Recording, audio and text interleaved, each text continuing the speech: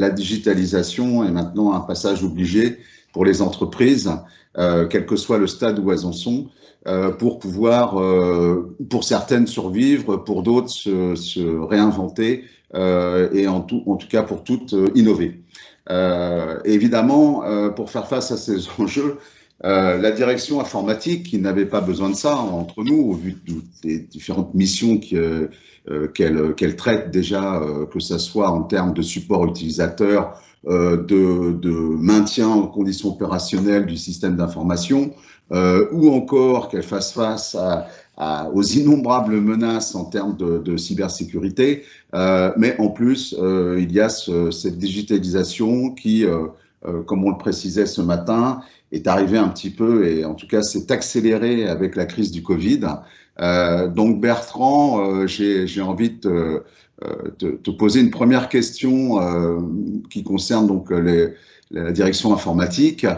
Par rapport à tous ces enjeux anciens et nouveaux dus à l'accélération de la digitalisation, à ton avis, quelle est déjà la première priorité pour s'organiser pour le service informatique?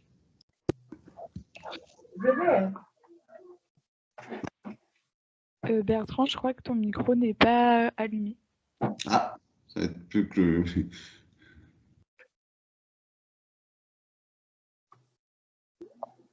Et voilà, l'erreur réparée. Oui, je disais donc, merci Franck de cette question et de cette introduction. Je vous présente ce que l'on appelle le modèle de maturité en gestion de l'IT. Chacun va pouvoir se définir et regarder à quel niveau il est, c'est-à-dire d'un niveau réactif. On croise quand même encore pas mal d'entreprises qui en sont encore que là, pour aller jusqu'à un niveau stratégique où on va avoir mis en place un certain nombre d'outils qui vont nous permettre d'être en permanence proactifs et en permanence de pouvoir de laisser nos équipes travailler sur des projets gratifiants. Pour passer d'étape en étape, on va donc mettre des produits. Et le premier outil dont on va avoir besoin, c'est un outil d'automatisation. En fait, on se rend compte en regardant le fonctionnement des SI qu'on a une mine d'or en termes d'automatisation. Bon nombre de tâches sont répétitives et absolument pas automatisées. Tous les domaines sont concernés, hein. Je pense au poste de travail, au serveur, au patching, le monitoring, l'audit, le ticketing, la documentation technique. Tous les domaines vont être concernés par l'automatisation. Bertrand, juste, pardon, je t'interromps juste, peut-être pour pas clair forcément. Le patching, tu entends quoi par patching? Donc tout ce qui va être mis à jour. Mise à jour, alors évidemment, mise à jour de l'éditeur le plus connu, c'est-à-dire, on va dire, Microsoft, mais également la mise à jour de tous les outils tiers, parce qu'on sait qu'aujourd'hui, bon nombre d'attaques ne passent pas que par les logiciels Microsoft. On va pouvoir attaquer en passant par du Java, on va pouvoir attaquer en passant par de l'Adobe. Donc voilà, je reviendrai là-dessus tout à l'heure, mais oui, le patching pour moi c'est mise à jour, mais dans son sens large. Ok, d'accord. On peut prendre des petits exemples. Par exemple, quand on se promène dans une équipe de desk, on va voir assez souvent quelqu'un qui va réagir en mode tout sauf proactif, c'est-à-dire en mode réactif, parce que un utilisateur va lui avoir dit que son poste commençait à ramer, qu'il n'en pouvait plus. Et on va voir le technicien passer une demi-heure, par exemple, à nettoyer le disque d'un utilisateur. Ça, c'est complètement anti-automatisation, puisque on pourrait, avec un outil d'automatisation centralisé, déclencher ce nettoyage de disque en mode proactif. Donc, on va faire une liste comme ça de plein de tâches qu'on va pouvoir automatiser et de ce fait être proactif et dégager du temps aux équipes du desk. Également, on voit dans ces équipes que les personnes passent d'une interface à une autre. Ils vont passer aller voir leurs indicateurs de MCO, ils vont changer d'interface pour aller voir et vérifier si les sauvegardes se sont bien passées. Ils vont passer sur une troisième interface pour aller vérifier si les mises à jour ont été effectuées, etc., etc., etc. Donc, en fait, les gars et les filles ont 5, 6, 7 consoles et ils passent leur temps à passer d'une console à une autre. On a chiffré ça. Bertrand, oui. C'est Pedro, bonjour. Oui. Est-ce que tu peux juste mettre ta présentation en plein écran? Tu veux dire ce que tu vois là? Oui. En mode présentation, parce que là, elle n'est pas en plein écran, ou alors elle est... Voilà, c'est mieux. C'est mieux pour vous? Ok. Voilà. Merci. Donc oui, donc on passe en fait son temps à basculer d'une console à une autre, et c'est pour ça que l'outil d'automatisation doit être vu comme un outil central. Hein. Il faut qu'il soit centralisé et qu'on puisse, dans le même outil où on va déclencher nos automatismes, mais également passer d'un environnement à un autre, indicateur de MCO, vérification des sauvegardes, mise à jour, antivirus, etc., etc., dans la même interface et dans la même console centralisée. Alors, on sait aujourd'hui qu'un outil centralisé d'automatisation va faire gagner très vite 25% d'efficacité aux équipes IT. Je vais vous donner cette statistique. Le fait d'augmenter l'efficacité des équipes IT, ça va induire automatiquement une augmentation de la satisfaction des utilisateurs. Enfin, ce que je pourrais dire, c'est que cet outil qu'on pourrait appeler un administrateur virtuel centralisé permet de diminuer les coûts dans le sens où les équipes déchargées des tâches répétitives peuvent se consacrer à des projets plus valorisants. C'est donc aussi un moyen pour valoriser les équipes et de ce fait les conserver au sein des équipes IT. On sait qu'aujourd'hui, le turnover des équipes IT est largement supérieur à 20%. Un point important aussi d'un outil centralisé d'automatisation, c'est le maintien des méthodes de travail et des compétences en interne à l'équipe. On a tous eu dans nos expériences la sueur froide du jour où un technicien décide de s'en aller et part avec 16 années d'expérience et tout son savoir-faire, alors qu'il faut impérativement faire que ce savoir-faire soit centralisé dans l'outil. On peut donc considérer cet outillage comme un collaborateur faisant partie intégrante de votre équipe IT, mais qui a un avantage sur les humains, c'est que ce collaborateur travaille 7/7, 24/24, 365 sur 365. D'accord, ok. Bon, merci déjà pour cette première partie qui présente bien les bénéfices attendus de l'automatisation pour le service informatique. Mais concrètement, et sans faire un catalogue à l'après-vert, mais quels sont les outils que tu recommanderais basés sur tes expériences en clientèle qui permettent d'avoir des gains de productivité tels que tu les as énoncés dans cette première partie? D'accord.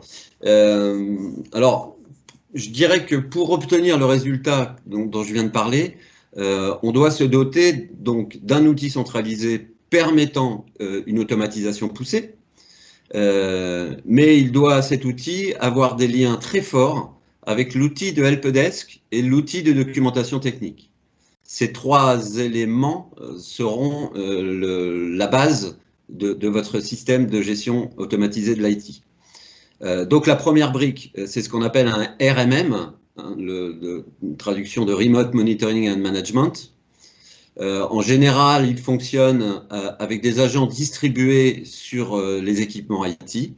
Et ce sont ces agents qui vont remonter toutes les informations vers la console centralisée, hein, les informations de monitoring, de sauvegarde, de patching, d'antivirus. Et c'est également ces agents qui, eux, vont exécuter les tâches que l'on aura automatisées dans la console centrale. Alors bien sûr, il faudra structurer ce RMM. Hein. Quand vous allez l'installer, il faudra lui incorporer les différentes tâches automatisables, les indicateurs de MCO, et vous pourrez aller de plus en plus loin avec les différents modules de votre RMM.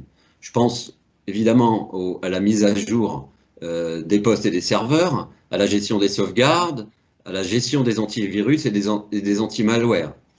On va pouvoir aussi utiliser cet outil d'automatisation pour déployer des packages logiciels. Dans toute entreprise, on a l'habitude de déployer un certain nombre de logiciels. On le fait plus ou moins à la main.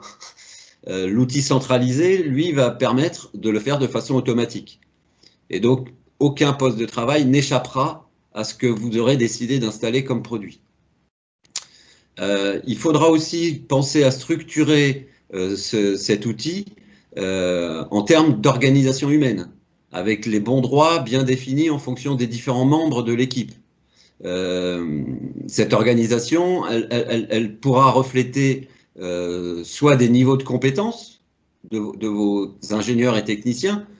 Par exemple, un ingénieur aura le droit de faire un certain nombre de tâches sur les postes de travail et les serveurs. Un technicien n'aura le droit de faire qu'un certain nombre de tâches sur des postes de travail, et voire un alternant ne pourra que visualiser un certain nombre de choses. Donc on va pouvoir organiser notre RMM en fonction des niveaux de compétences, et on peut aussi l'organiser en fonction du périmètre géographique, comme par exemple des sites. On voit dans bon nombre d'entreprises multi-sites des référents informatiques qui sont positionnés sur chacun des sites, et ces personnes-là ne doivent pas pouvoir taper sur les serveurs centralisés, par exemple. Ils n'agiront que sur leur périmètre géographique. Donc, après, l'idée, quand on a paramétré tout ça, c'est de définir ce qu'on appelle des politiques, et ces politiques vont prendre tous les paramètres que je viens de citer précédemment, et ça s'appliquera automatiquement au poste et au serveur. J'ai une petite animation à vous montrer qui est le cycle de la découverte et de l'automatisation. En fait, dans un RMM, on va déployer un premier agent manuellement. Ensuite, on va demander au RMM de découvrir le réseau. Et à chaque nouveau poste détecté, on appliquera de façon automatique les politiques. Ces politiques vont régler et ajuster tout ce qui va être antivirus, tout ce qui va être anti-malware. Cette politique va déployer automatiquement les logiciels. Il fera aussi les mises à jour Windows et autres. Et il définira la politique de sauvegarde de chacun des équipements. D'accord. Alors, à ce cœur, on va bien sûr, comme je disais précédemment, ajouter des outils annexes, mais très importants pour l'optimisation des équipes. Donc, je pense notamment à un outil de helpdesk. Il faut qu'il soit totalement intégré avec votre RMM. De sorte, par exemple, qu'un ticket généré dans votre outil de desk, que vous puissiez directement, à partir de ce ticket, prendre la main sur la machine. Que ce ticket soit créé par un utilisateur ou qu'il soit créé par un indicateur de MCO type, je ne sais pas, espace disque, mémoire, service up ou down. Il faut que le ticket généré ne vous oblige pas à changer d'outil pour accéder à la partie prise en main à distance de votre RMM. Okay. Et là, on a réellement un gain pour les équipes, puisque directement d'un outil, ils accèdent à la partie nécessaire de l'autre outil. Okay. Il en est de même pour l'outil de documentation technique. C'est un point important du dispositif, car la perte de temps liée à la recherche d'informations est très très grande dans les services IT, voire parfois l'information est dans la tête d'un collègue, mais ce collègue, il est parti en vacances.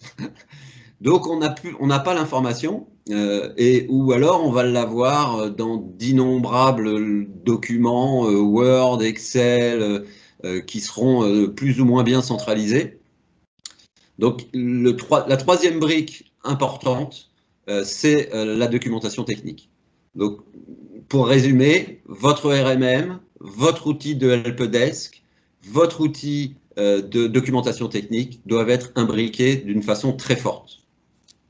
D'accord. Ok, c'est très clair, semble-t-il.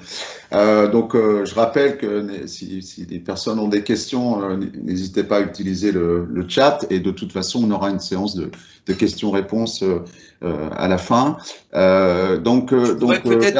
Excuse-moi, peut-être ajouter un point.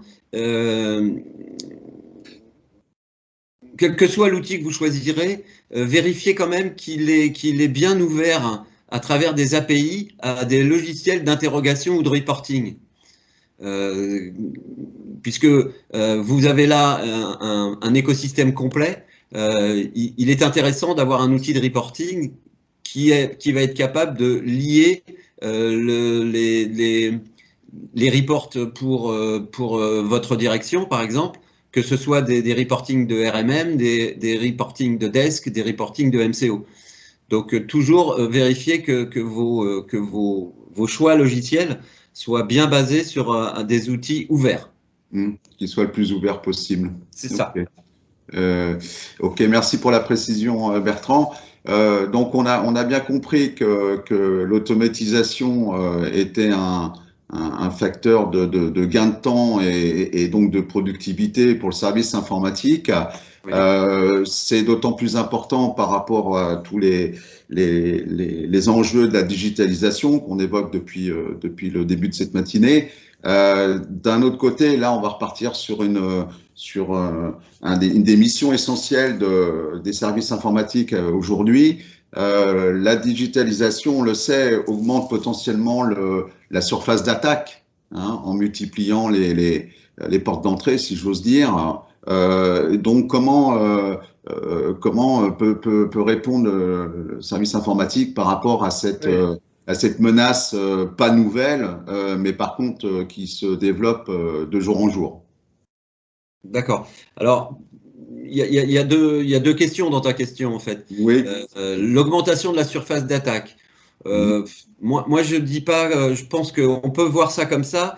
Ce qu'il faut surtout s'assurer, c'est porter une attention particulière à la sécurité de l'outil d'automatisation centralisé. Donc, l'obligation de base, c'est obligatoirement une authentification à double facteur, minimum, hein, pour accéder à la plateforme.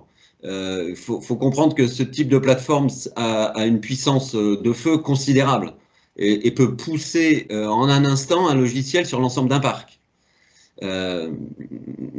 Si quelqu'un arrive à rentrer dans cet outil, évidemment, il va pouvoir faire des dégâts. Mais je rappelle quand même par expérience de grands comptes que je gère, on voit rarement de l'authentification double facteur sur les GPO Microsoft. Les administrateurs dans les grandes entreprises, ils ont leur login, leur mot de passe, et ils mettent pas de 2FA pour accéder à la partie GPO, qui a aussi une puissance de feu exceptionnelle.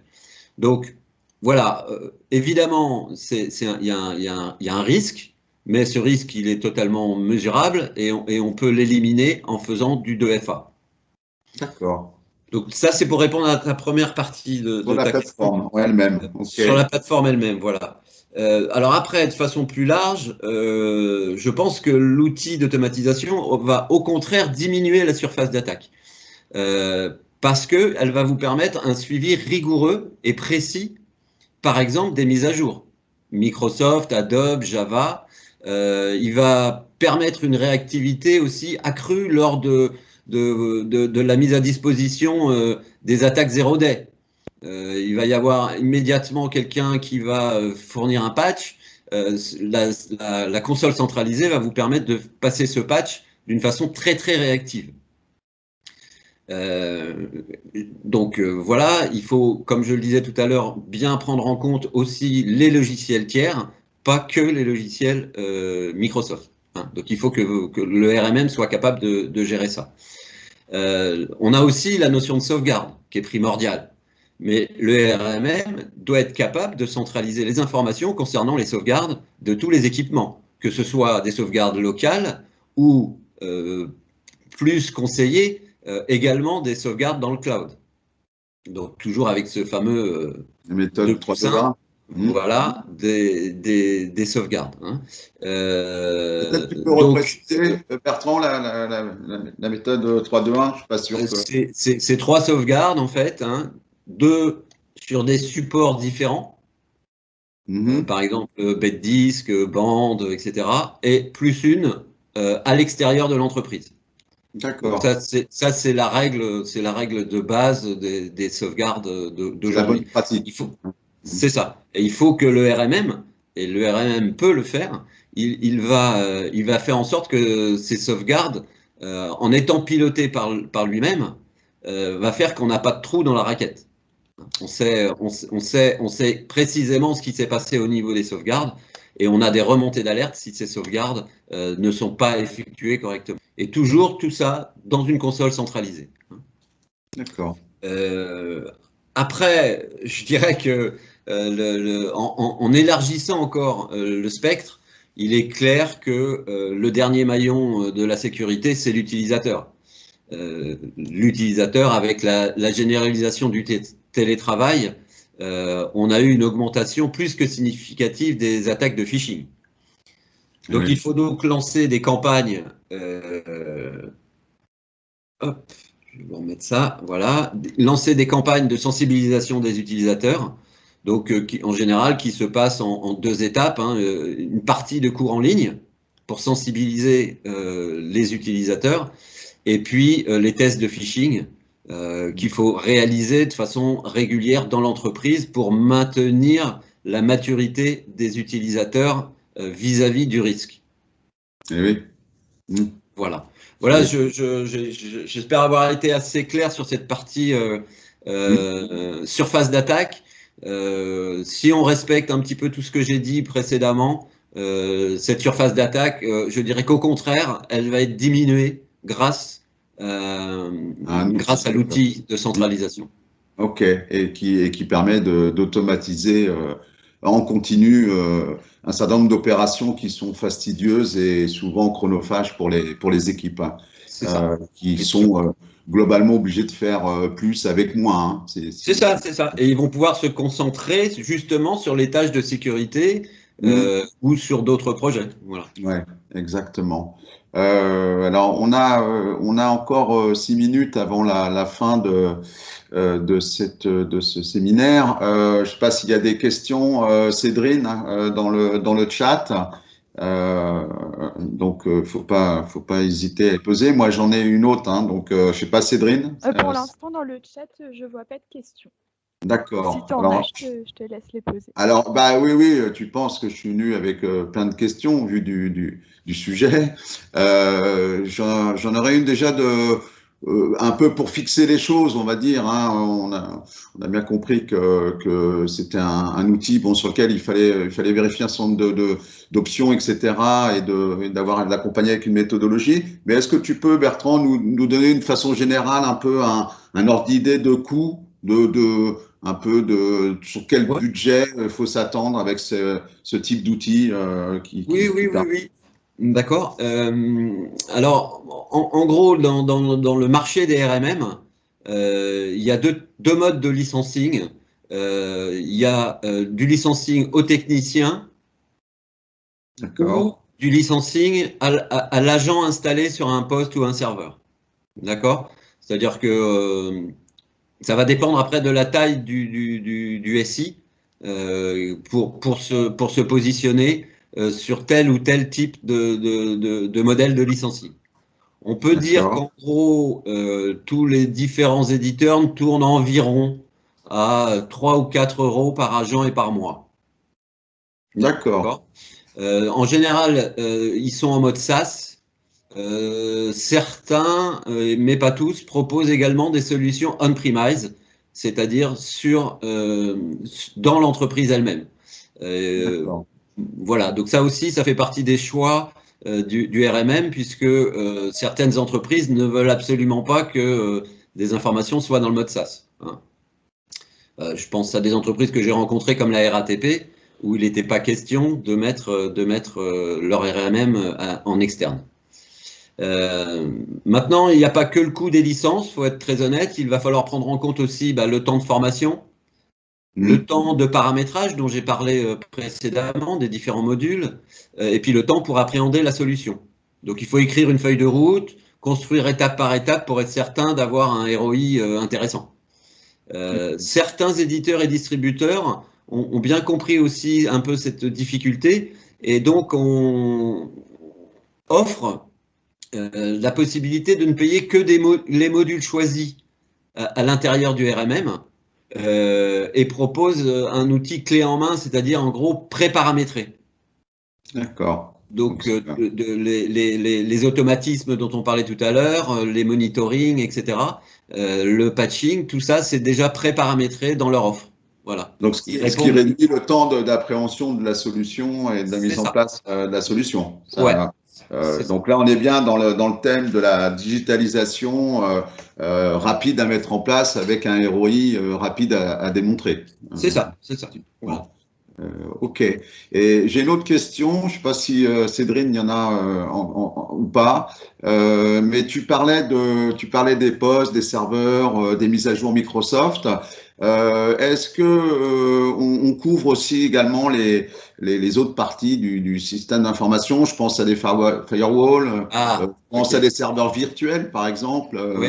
Il y a beaucoup de VM maintenant installés. Donc, est-ce que tu as Ouais, c'est une bonne question. C'est vrai que j'en ai pas parlé, Franck, excuse-moi.